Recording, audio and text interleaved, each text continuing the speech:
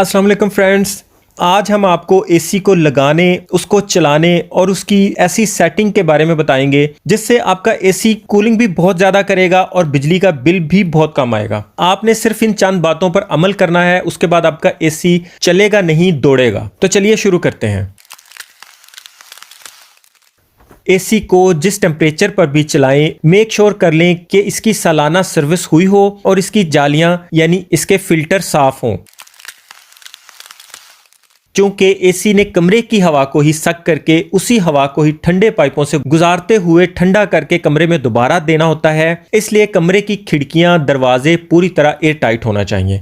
दरवाजे के नीचे गैप नहीं होना चाहिए, खिड़कियों के दरमियान में गैप नहीं होना चाहिए। हर मुमकिन कोशिश करें कि एसी वाले रूम का दरवाजा कम से कम खुले।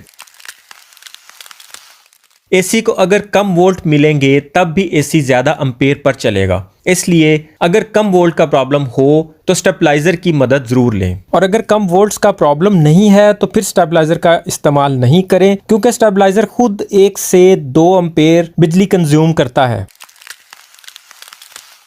मेक श्योर कर लें कि एसी का स्विच सॉकेट में टाइट वाला फिट हो। जरा सा भी लूज स्विच बिजली की डिस्टॉर्शन पैदा करेगा और एसी बार बार ट्रिप होगा। स्विच की लूजनेस एम्पेयर बढ़ाने, एसी को बार बार ट्रिप करवाने के साथ साथ आग लगने का बायस भी बन सकती है। एसी हर बार ऑन होने की कोशिश करेगा और हाई एम्पेयर लेते हुए ट्रिप हो जाएगा, और एसी का बार बार ट्रिप होना मतलब ज्यादा बिजली का इस्तेमाल और बिजली का बिल भी ज्यादा।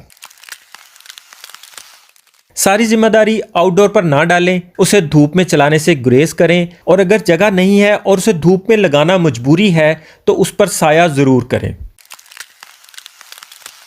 दोपहर की सख्त गर्मी में दिन में 1-2 बार चलते हुए एसी के आउटडोर की जालियों पर जग वगैरह से या पानी का पाइप लगाकर पानी जरूर डाल दें। गाहे बगाहे चलते हुए एसी के एम्पेयर चेक करते रहा करें। इससे अंदाजा हो जाता है कि कंप्रेसर की हालत कैसी है। ज्यादा गर्मी की वजह से वो ज्यादा एम्पेयर्स पे तो नहीं चल रहा, या फिर वो ट्रिप किए बगैर तो नहीं चल रहा। एम्पेयर मीटर से एम्पेयर्स और टाइम को नोट करें। इसकी वीडियो मैं ऑलरेडी दे चुका हूं, आप वो विजिट भी कर सकते हैं। कमरे में फैन चलाने की जरूरत पड़े तो ज्यादा तेज ना चलाएं। ज्यादा तेज फैन कमरे की कूलिंग को दरवाजे और खिड़कियों के दरमियान वाली जगह से जल्दी बाहर फेंक देगा, और एसी को कमरा ठंडा रखने के लिए ज्यादा देर चलना पड़ेगा।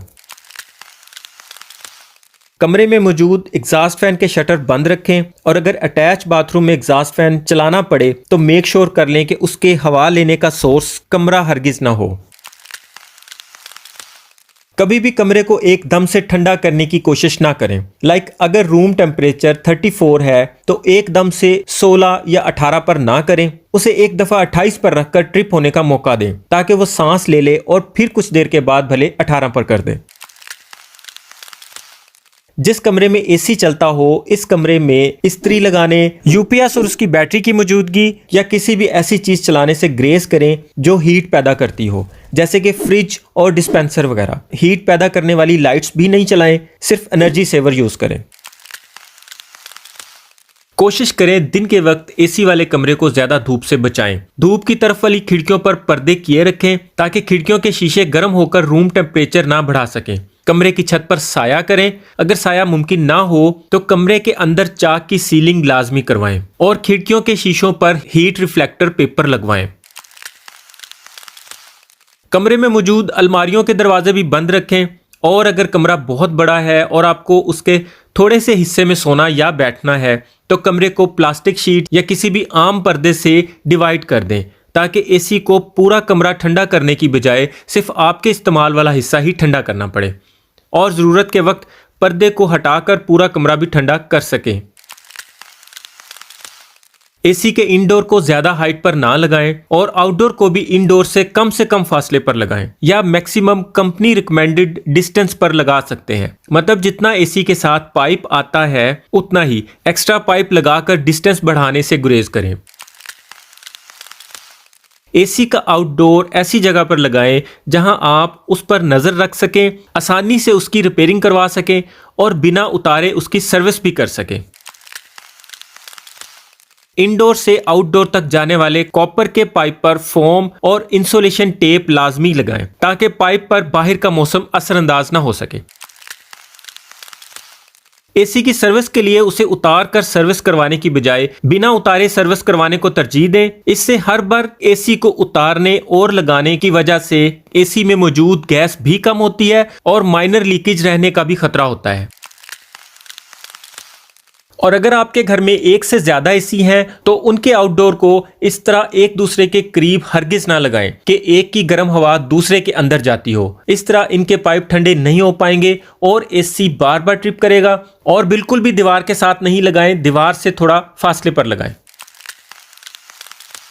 बिजली की फ्लक्चुएशन उसके अचानक कम होने या ज्यादा वोल्ट होने की सूरत में मुहाफिज स्विच का इस्तेमाल करें। आप थोड़े से पैसों के इवज अपनी कीमती अप्लायंसेस को जलने और खराब होने से बचा सकते हैं। इसकी वीडियो का लिंक भी आपको डिस्क्रिप्शन में मिल जाएगा, आप वहां से ये वाली वीडियो भी देख सकते हैं। तो फ्रेंड्स, इन सारे टिप्स पर अमल करने से आपका एसी पूरा सीजन बिना किसी परेशानी के एकदम परफेक्ट चलेगा और बिजली का बिल भी कम आएगा। आज के लिए इतना ही। वीडियो पसंद आई हो तो लाइक और दोस्तों में शेयर लाजमी कीजिएगा। चैनल पर नए हैं तो इसे सब्सक्राइब भी लाजमी कर दीजिएगा। अपना और अपनों का ख्याल रखिएगा। बहुत बहुत शुक्रिया। अल्लाह हाफिज।